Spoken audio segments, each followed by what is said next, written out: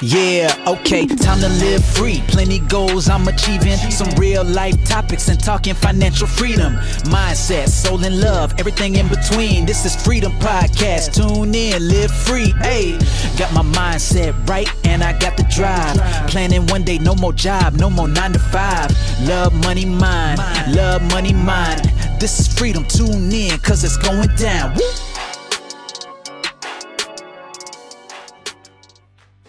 Hi, this is Anna, and welcome to another episode of Your Freedom Podcast. In this episode, I interview Jamie Blanco.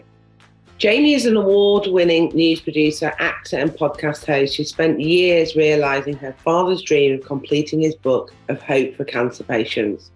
Her father, Jimmy Blanco, fought the world's deadliest brain cancer without mainstream medicine. Using a holistic mind, body and soul approach, he lived 8 incredible years when doctors had only given him 3 months to live. Today, Jamie has completed the book her father began and packed it with current research and powerful interviews with experts in many fields with the goal of bringing hope to the hopeless. Jamie, I found so inspiring. You're going to absolutely love this episode. Keep listening. Brilliant. So Jamie, great stuff. Thanks for coming on the show. It's great to connect with you. Yeah, thank you so much for having me, and I'm excited. I know, one thing I didn't ask you, obviously your accent, I always get Canada and America and different parts of America all mixed up. I should have concentrated in geography at school, but whereabouts are you from in the world? So I was born and raised in Miami, Florida, and my family are all Cuban. We're Cuban immigrants. So I grew up in La Sahuicera de Miami, which is kind of like, the beating heart of Miami, Florida. And then I ended up moving up to Boston, which is where I live now, outside of Boston. So you might get a little bit of, I might forget an R here or there. You might hear a little bit of Bostonian mixed in with a little bit of the Latin accent as well. Yeah, bless you. Yeah. I mean, I was a northerner in the UK and I'm now in the Midlands, and we just all sort of move around, don't we? That's why I'm always asking people where they're from, because I had like coaching clients that might have like a Spanish accent and they're actually in Australia. Do you know what I mean? It's just like now in this digital world, we're all over the place. Yeah, it's amazing that we're able to connect like this. Exactly. Just so quickly. It's amazing, wonderful. So like I was just saying, the reason I put this podcast together was to really help people through difficult times. And also, like when you meet people for the first time now, like in a social environment, we're always sort of introducing what we do for a living. It's always like, oh, what do you do? And I think actually, if we actually asked, it sounds cheesy, but if we'd say, what's your story? You're going to find out a lot more about that person, because our sort of life journey brings different experiences along the way. And after I went through my difficult time, I always talk about my 3 pillars. So obviously it's a freedom podcast, and I talk about freedom in love, which isn't really romantic love. It's more around self-care and self-love and the love that we give out to the world. Financial freedom, because I think when I was struggling financially many years ago, it was hard, So it's not about creating 7 figures in 30 days. It's more about being comfortable and not having the worries of finances. And then also freedom in mind, because I think your mindset just encompasses absolutely everything. And again, it's not about being positive every minute of the day. It's actually just being able to say, yeah, I'm having a really crap day, but tomorrow could be completely different. So hang in there. And how can I sort of turn this around, really, I suppose. So those are like my 3 pillars that have given me equilibrium sort of in my journey. Because when one of them wasn't, when I was a mum, and well, I still am a mum, but when I'm like helping my kids and just not looking after me, and the cup's sort of half empty, I was struggling, just all those things, those 3 pillars have just helped me get that balance. Well, I connect with that completely, and I'm so glad that we found each other. Yeah, well, as a journalist, yeah, everybody has a story. That's the key of everything, and it's not just on the surface, is it? It's about really getting down on the ground and talking to people and drawing it out and finding out what it is that makes us human, and what connects all of us in that way. And you talk about, you know, the freedom of the mind and freedom financial, all of those things. And that's, I feel like, a lot of what this book has ended up being. So I finished writing a book. I completed my father's story. He had suffered from a brain tumor, one of the worst possible brain tumors that you could get. This worst diagnosis is a glioblastoma, multiforme, grade 4. He was given 3 months to live, you know, maybe a couple weeks longer if he did chemo and radiation. And now my father grew up on the streets of New Jersey, just outside of New York in the 1970s. And he was a very rough and tumble, no nonsense, you know, no one's going to keep me down kind of guy. Yeah. He had a really big personality. So when the doctor said, that's it, it's over, go get your affairs in order, he was 36 years old. He, you know, same age as me, 3 little kids. He'd worked in healthcare all of these years. And, you know, and they told him, that's it, pack up, go home, it's time to die. He's like, excuse me? What? Yeah. You can't tell me what to do. Like, no, this is not what, you know. So it was so funny. And you talked about accents in the beginning. It's so funny because he had a real thick, like, New Jersey, New York accent. It's like, get me that from the drawer. What are you doing? Like, you know, it's so funny. Yeah. Like, what do you say to me? Like, it was funny. That part didn't rub off on me as much. Yeah. I don't know, but you know, so that is to say that, you know, he didn't give up. And when the doctor said, you know, medicine, you know, the chemo, the radiation, it's not going to do anything for you, it might extend your life maybe a couple of weeks, you know, he was essentially given no hope for survival. That's when he decided to kind of forge his own path. And, you know, I try to make that distinction, you know, because there's plenty of mainstream medicine and treatments that can help now. And I mean, every year we're discovering more and more, you know, amazing ways to treat cancer and other diseases and things like that. But at that time, he had no options. He was told this is the end. So he decided to forge his own path. And he turned to natural treatments, natural medicine, supplements, mindset. You know, he used mental fortitude techniques like visualization, meditation, hypnosis, you name it, he tried it. You know, and he had this tremendous faith in God. And he used all of those things. And I think it was 1 month. It was 1 month after that initial surgery where they found this massive tumor in his brain. And he went before our church, and he declared in front of the entire congregation that God was going to heal him, that he was going to overcome this disease, and he was going to prove all the doctors wrong. He had, right, they gave him 3 months to live. He lived 8 years. 8 years with this terrible disease that, you know, it recurs quickly, it's invasive, it's difficult to treat, it's, you know, it's a killer. It kills within a matter of weeks. And something about what he was doing for himself and the mindset that he had set for himself was slowing the progression of this disease. The doctors couldn't explain it. Everyone I talked to considered it a miracle. And in the time that he was living, you know, and treating himself, he began to write a book, right? And I'm so sorry. He began to write a book about his experiences, and he was writing it all down. And now my father, he had dyslexia. He had a lot of trouble reading and writing. And despite that, you know, he got sick back in 1995, I need to mention, because this was way back. This was before we were able to communicate. Like mobile phones and all that kind of stuff, yeah. Exactly. So, you know, it wasn't like he could just log onto a computer and find the information that he needed. There was not a lot of support for natural, holistic, complementary, or alternative medicines. Yeah. You know, the doctors, like how there is now. And now they were just like, it's everywhere, isn't it? Do you know what I mean? Yes, which is wonderful, which is great. It's a wonderful advancement, and it's great to see. We were heading in this direction anyway, but back then, back in the 90s, it was like my way or the highway. That's Mm. it.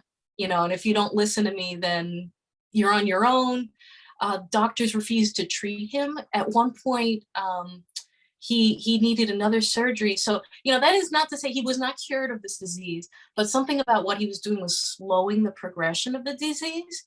So instead of the tumor recurring in a matter of weeks, it was years between, recurrences of this tumor. But there were points where he did need like another surgery. And the doctor said, we're not going to treat you unless you do chemo. And he refused that. And so they refused to treat him. The doctors in Miami refused to perform the surgery. And so he spent weeks looking for a surgeon who would treat him. And in the end, he ultimately had to fly out to California, to Los Angeles to find, to get a surgeon who would actually treat him without any of those other protocols. So it was definitely, it was a difficult journey, but one that he had the mental strength to sort of that determination, that motivation and determination to like drive this himself, sounds incredible. Yeah, and by setting that mindset, by saying, okay, I'm gonna live, just by flipping kind of a switch in your mind and being like, I'm not gonna listen to what this doctor is telling me. Not that you shouldn't listen to your doctor, but look, if there's no hope, No, exactly. You got to stop and take a moment and think for yourself, like, well, okay, I'm not ready to give up on myself. That's okay. And when you flip that switch in your mind and you're like, okay, well, you know what? I'm going to beat them. I'm going to prove them wrong. I am going to, God is going to heal me, whether your bag is religion or whether it's not. It's all about setting that mindset, and you are setting yourself up to receive that miracle, that healing, that transformation, that change, because our minds are so powerful. And it's also like the beliefs, isn't it, that are instilled inside us, that because there's been times on my journey where I'm like, I'm saying all the right things, but my subconscious is not believing it. Do you know what I mean? Or like when I was like really stressed out with court hearings and things like that, I'd be like, to all my friends, I'm fine, I'm feeling really relaxed. But then I'd wake up in a big hot sweat in the middle of the night, you know what I mean? Like, well, I'm not, obviously my subconscious is not coming out with the same thing. So I think when you do go on a path like that, it's instilling that deep belief, isn't it? That, I'm going to get through this. I'm going to find a way. I'm determined to, like you say, not agree with the doctor's diagnosis, or I'm not giving up, and it's got to really come from that internal belief. So I think it's all of this kind of stuff I find really powerful, because I've done a lot around sort of limiting beliefs and self-belief and all that kind of thing. And it can be, your father's testament to that. Because I was reading something the other day where a guy was saying that when you think negatively, there's parts of your body that are dying, your cells are dying. Yes. Whereas, and that's part of my part of this book. So, part of the book is my father's story in his own words and his self-treatment. And when I found this book years after he died, my mother found the book, gave it to me. And I cleaned it up. I cleaned up his, admittedly horrendous, grammar and writing and spelling. But then my part was researching all of the factors that I believe led to his longevity, and using my skills as a journalist to do these really powerful interviews and to bring this useful, information together in one place where people could, help themselves. And, one of the things that I really look into is the power of the mind, and that that research. And if you would allow me, there's, a couple of parts that I actually wanted to share that is, exactly what we're talking about right now. One of the folks that I read up on is a Dr. Clifford Lazarus, who in Psychology Today wrote about the power of visualization, right? And he writes, visualization and imagery techniques are not medically recognized as a first-line treatment for cancers or any serious diseases, but as an adjunctive therapy, they can be very helpful. Indeed, I'm fond of saying the mind and the body are different sides of the same coin, and they intersect most strongly at the level of imagination. In fact, the brain and nervous system weave into all tissues of the body and affect them in very important ways. And because of the two-way street that connects the mind and the psychology with physiology and biology, the mind itself can affect the body in many powerful ways. And that's been proven, time and time again, how stress hormones and stress on the body and negative thoughts can lead to damaging inflammation, can damage organs, can, very real way negatively impact the body and start to kind of corrode yourself from the inside. Whereas positive thoughts and power, and a positive mindset, while a little more difficult to quantify in the ways that it's been researched, has been proven to do the opposite, to reduce that swelling effect and reverse sort of the damages of stress and lead your body in a way to heal. And there's actually a book that I recommend anybody read, whether you're facing a health crisis, you want to prevent disease, or you want to learn more about the power of your mind. There's a book by Dr. Kelly Turner called Radical Remission and Radical Hope. She wrote both of those books, in which she spent decades investigating hundreds of stories, just like my father's, of people who completely blew the doctors away, who really outpaced or outlived their life expectancy, or who reversed disease seemingly spontaneously. And it's all very well documented. Right. So Dr. Turner writes that there are several commonalities that all of these people have together, that she found these extraordinary people all did some of the same things, right? And among them were radically changing your diet, taking control of your health, following your intuition, using herbs and supplements, releasing repressed emotions, increasing positive emotions, embracing social support, deepening your spiritual connection, and having a strong reason for living. So all of those your dad did. Those my father had, right? Minus one or two, I think that, that was sort of his self-care journey, and his way to battle this disease was to take it by the horns. God is going to help me. He radically altered his diet. He'd never eaten a carrot in his life. He was very much a fast food guy, and a Cuban food guy, which is not always, the healthiest. Delicious, not always the healthiest sometimes. Some other things are, but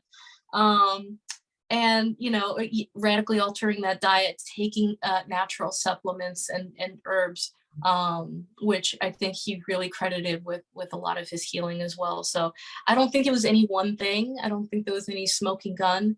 I really think it's all of those things together. And he had that, that ability to kind of pull it together and be that force for himself.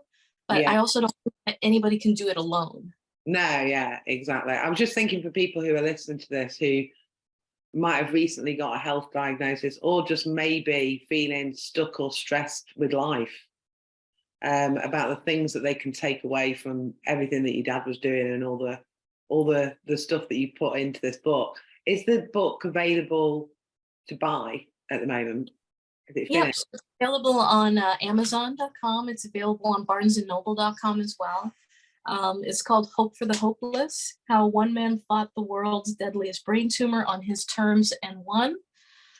With by any measure, living 8 years with zero medical intervention, besides surgery, no chemo, no radiation, no clinical trials, with a tumor that should have taken his life within weeks, and living 8 years, that is a victory. Yeah, it is. And so it is available on Amazon, BarnesandNoble.com. I also have a website called Hope for the Hopeless Book, where not only can you purchase the book, learn more about the book, but I also have a free cancer resource that I've compiled with helpful websites and recommended reading. I mentioned a couple of the books there, but I really get down into the nitty gritty of, the mind, the body, the soul. There's incredible interviews in this book that you really don't want to miss, including with international best-selling author Lorna Byrne. She's from Ireland. She's an Irish mystic. People call her the angel lady. She sort of guides me through the spiritual side of that. And it's a beautiful interview about, the power of faith to heal and finding peace at the end of your life. Because you know what? At the end of the day, we all go home. We all die at the end of this life. And, and it's about finding peace with that as well.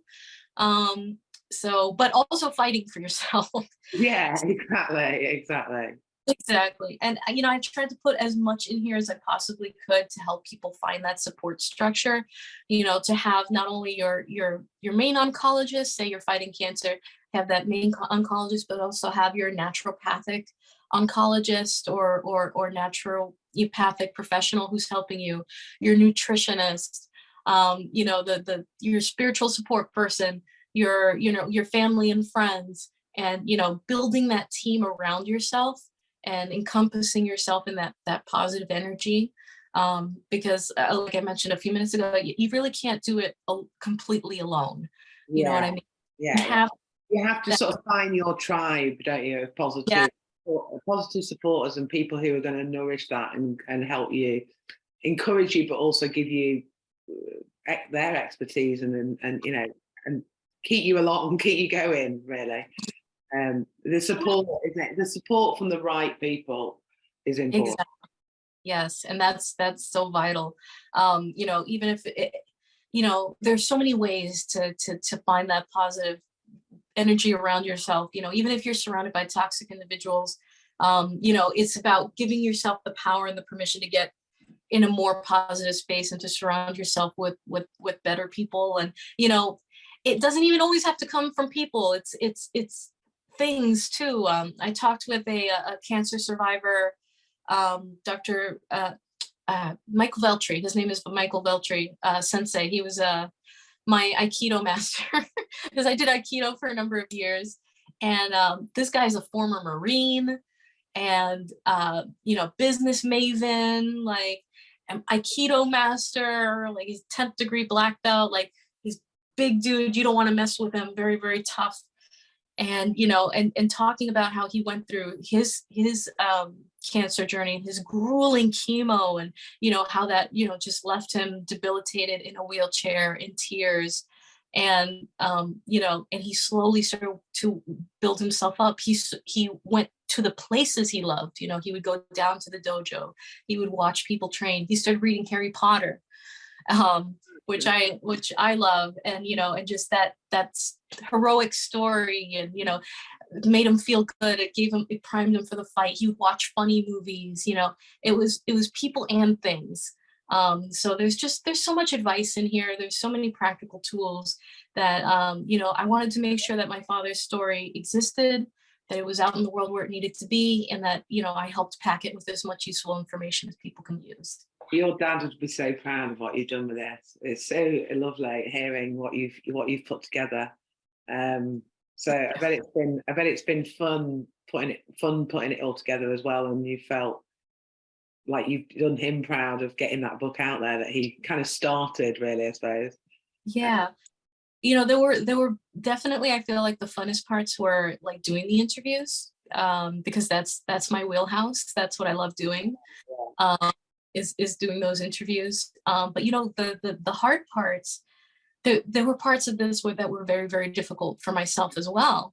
Yeah. And I talk about that, some of the struggles that I had in my childhood and things that I had to overcome as the child of a sick parent, and how important mental health support is as well, to bring that in, because I feel like that might have been the only thing that was kind of lacking in our part of that. But yeah, finding this book and reading it as an adult and kind of re-experiencing everything that my father went through his eyes and his words was it was tough. It was tough. And it took me 5 years to finish this book, 5.5 years to finish this book. And there were admittedly at least 2 full-blown mental breakdowns there in the middle.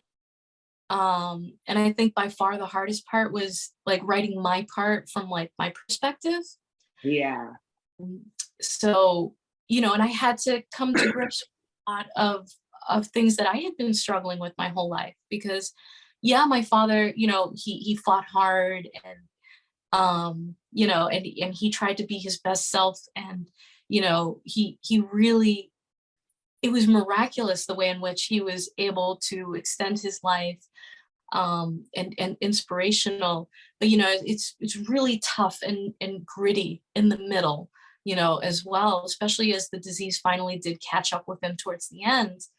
That we went through a lot. So I like to say that miracles are real, but they're not that they're messy. That miracles are real, but they're sometimes pretty messy, and it's about putting things in perspective too. So, yes, the end of our lives, not a fun experience all of the time. And our bodies are made to not be here forever. And that's okay. But it's about finding those tools with coping with that and seeing them for what they are instead of kind of letting yourself be pulled down by, oh my God, Yeah, exactly. Yeah. experiences I and think because as humans, we're always wanting this perfect world, aren't we? Because right. Disney hasn't done us very proud. You know what I mean? Disney has created this like perfect world that we all want, and the real world isn't always like that. We all have our own individual stories, and that's why I put this together. And I think it's really there's been so much that you've said that I think a lot of the listeners can take away wherever they are in their current life. Whether they have recently had a cancer diagnosis, because I know there's so many more people getting cancer these days. And hearing what your father went through, knowing that in this digital age, just so much more accessible to us now.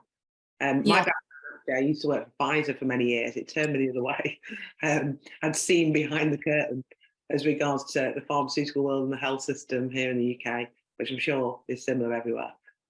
So I'm much more holistic with my approach with me and my boys. So a lot of the stuff that you were saying that your father had done on the journey is a lot of stuff that I believe in, and I think mindset then encompasses it all and your belief system. But I can imagine that it has been hard for you because obviously you've been going through that healing journey as well. Because it's probably been really interesting, like from your point of view. How old were you when he was going through a lot of this as a child? So I was 9 years old when he first got sick, and I have 2 older brothers. Yeah, so looking at it from your eyes and your lens, and then reading his story, it would be like probably worlds apart, I would have thought. Like some of it would have been, you would understand, but that's all.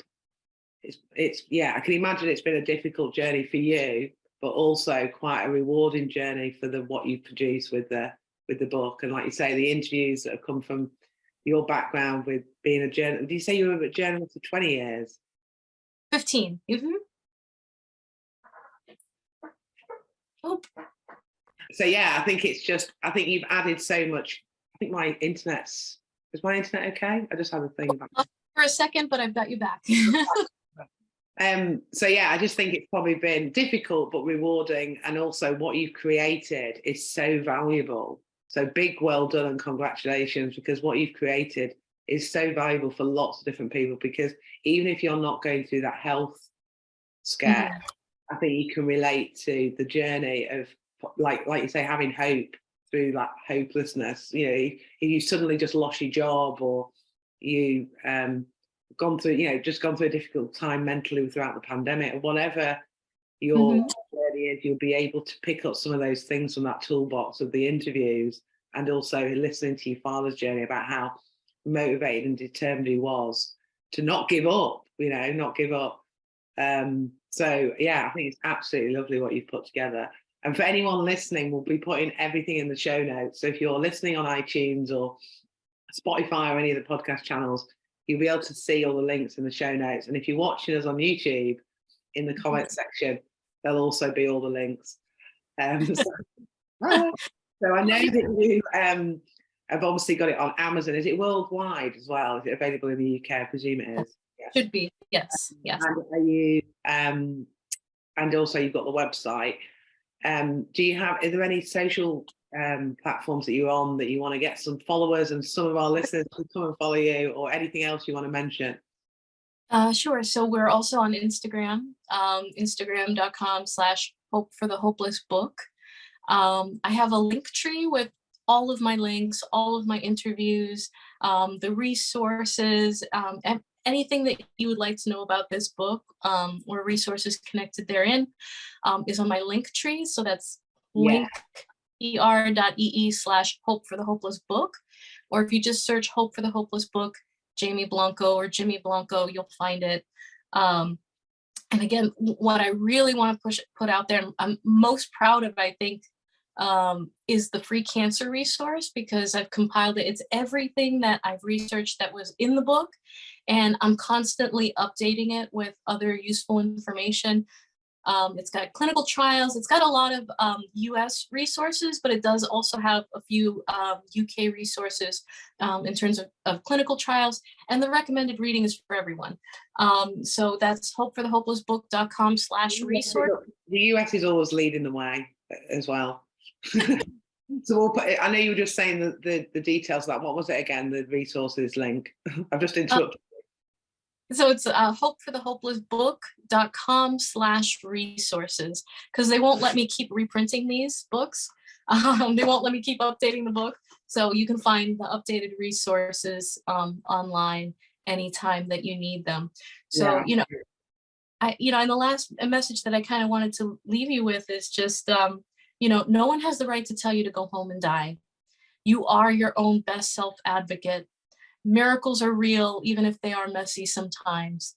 And, it's about fighting for yourself, loving yourself, and ultimately finding peace within yourself too, because I think that this life is meant for learning and loving, and it's finite. So let's do the best that we can with it. And that's, and that's the message that sort of my father wanted to put out there, that I wanted to put out there, for anyone. Yeah, a really strong message, because it's fear that stops people. Yes. Whatever you go through, I know fear stops me. I know other friends of mine that have gone through health conditions, it's fear. It's even just setting up a new business online and walking away from your job is fear. That really, and that's why, again, I wanted to put this together to sort of encourage people to get through those difficult times in your life, whatever that may be, because the path that you go through is very similar. And I knew that anyway, but interviewing lots of different people from different journeys and different stories has sort of reinforced that really within me. That we don't know what's around the corner in the future, and it's being aware, isn't it, and having the toolbox of being able to kind of digest the challenges that we go through, and being able to hang in there and go through those journeys really. So I absolutely commend you for what you put together. I think it's brilliant. I'm going to go and buy the book myself and have it over Christmas time. So I always ask everybody on this podcast, what does freedom mean to you? And I think it's probably going to be similar to what you've just said, really. But what does freedom mean to you, Jamie? You said it, and I'm like, yes, that's what I was saying. It's freedom from fear. That's what freedom means to me, is freedom from fear. Because I feel like growing up, and I talk about this a little bit, there was a point in my life where it was all fear, and I was afraid all day, every day. I was just racked with anxiety and depression, and, I didn't have as much, I had to find that direction within myself as well. And I talk about meditation kind of helped save my life as well. Mm. And I've come to value that the older I get, and as I've become an adult, like the freedom from fear, that, that not just financial fear, but, fear of the unknown, and, just all those aspects. And you mentioned, like leaving a job, perhaps. Mm. I had to do that as well. I had to walk away from journalism a couple of years ago because of the pandemic. I had a newborn at home, and a son entering remote kindergarten. It was time for me to walk away for a little bit, and that gave me an opportunity to finish this book and to now take this journey. It's a leap, but you've got to have that courage. You've got to free yourself from fear, because there's so much that can be accomplished when you free yourself from fear. Yeah. And that is, It's hard to do. It's hard to do that. It's hard to do that, because there's a quote that I really like, I've mentioned before on this podcast. So my listeners, sorry, I'm bringing it up again, but I love it so much. Like, fear stands for forget everything and run, or face everything and rise. And I think it just sums it up, because there were moments where I just went back to bed and just didn't want to face the world. You know what I mean? And that was when I was in my sort of anxiety, depression time. And I think it's harder to face everything and rise. But if you do, I look back now and I'm grateful for the journey that I've been on, because I feel like it's helped me do the work on myself, and I've become a better person for it, and I can help other people from sharing the story. So I'm sure you probably feel similar to that. I'm grateful for the journey you've been on as well, because look at all the good that you're putting out in the world, and the messages and the people that you're speaking to. So it's just wonderful. I'm so grateful to be talking with you right now and on this wonderful podcast. And it's that freedom from fear. Because when I was writing this book, we talked about how hard it was, and I could have just put it away, been like, I'm too afraid to face this. I don't want to face it. It's too hard, but there's so much in here that I feel like can help people. I wanted to, I had to face it. I had to face that and rise, because like you said, I love that. I'm going to steal that quote. Yeah. Well, I didn't create it, so steal away. I've seen it many times. Where you stole it from. It's just, I could have very well just walked away, and this could have sat in the closet forever. But it just didn't feel right. It didn't feel right. So freeing myself from that fear that was limiting me is what I think allows people to connect with each other. Oh my God, imagine if we weren't afraid of each other. Yeah. Imagine the connections we would make. Imagine how peaceful the world would be if we didn't just live dictated by fear. And that's just the center of all of it for me. So to answer your question, that's the center of all of it for me. No, I totally get all of that, and I completely agree. Because it is the freedom of fear. Once you get, there's always things that there's going to give us a little bit of fear, and it's just like getting over those kind of enrich a lot more, and you do become free from that whole, it's just that fear initially, isn't it, making that step. So it's been brilliant having you on the show and sharing everything about the book. So everybody that's listening, go and check out Jamie's book, go and follow her on the socials. Have a look at the resource guide as well, especially if you have a family friend or yourself have had a cancer diagnosis, because the US are always leading the way on clinical research and stuff. So I'm sure there's some really good stuff for us Brits on there as well that we can learn from, or wherever you're based in the world, because I know we've got listeners all over. But really good to connect with you. And if there's anything I can help you with, I've done a few books on Amazon. Amazon's my thing. So I do physical products and also books on Amazon. So if there's anything within Amazon KDP you need any help with, do reach out to me. I'd love to give you a few pointers and help. So thanks ever so much, Dave, for coming to share your journey and your story. And like I say, I'm sure your dad is really proud of what you've put together. Thank you so much. And thank you for the opportunity to share. Thank you for this podcast. It's been wonderful. It's been a wonderful experience. So it was great getting to send lots of love and healing to anyone and everyone who needs it. Brilliant. Thanks, Jamie. Thank you. Hey, thank you for listening. Here to elevate your life. It's the Freedom Podcast. Love, money, mind. Love, money, mind. Wanna see you all win. Wanna see you all shine. Just make sure that you subscribe.